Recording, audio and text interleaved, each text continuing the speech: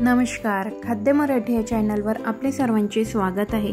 तर आज आपण बनविणार आहोत होळीसाठी स्पेशल थंडाई। याकरिता मी एक पॅन गरम करायला ठेवलेला आहे। यामध्ये मी थोडे काजू टाकलेले आहे, थोडे बदाम टाकलेले आहे आणि थोडे पिस्ते टाकलेले आहे।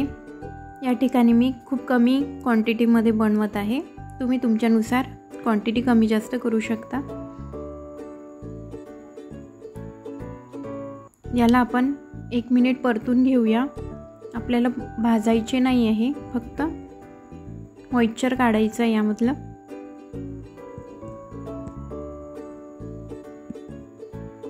या ठिकाणी मी गॅस बंद केलेला आहे। यानंतर काळे मिरे टाकलेले आहे, थोडे सोप टाकलेले आहे 1 चमचा, खसखस टाकलेली आहे, विलायची टाकलेली आहे 5-6। याला आपण परतून घेऊया। या ठिकाणी मी गॅस बंद केलेला आहे। आपल्याला असंच गरम पॅन मध्ये परतून घ्यायचं आहे।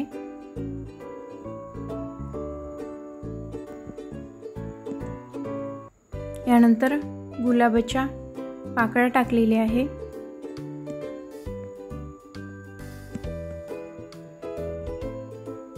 केसर टाकलेला आहे,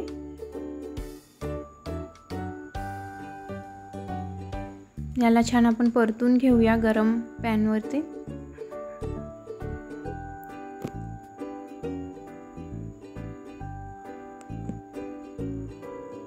हे थोडं थंड झाले की आपण याला मिक्सर मधून काढून घेऊया। यामध्ये मी साखर टाकते आहे, तुम्ही साखर कमी जास्त तुमच्यानुसार करू शकता। आणि आपण आता हे फिरून घेऊया।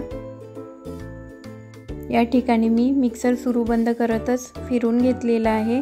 या ठिकाणी आपला थंडाईचा मसाला तयार आहे।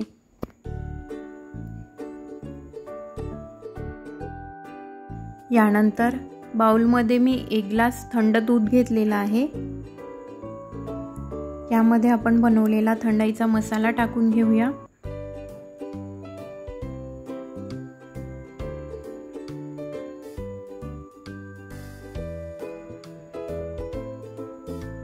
या ठिकाणी मी 2 चमचा मसाला टाकलेला आहे, तुम्ही मसाला तुमच्यानुसार टाकू शकता।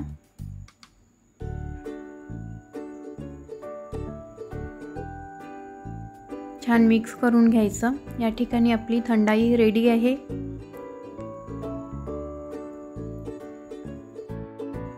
हे आपण ग्लास मध्ये काढून घेऊया।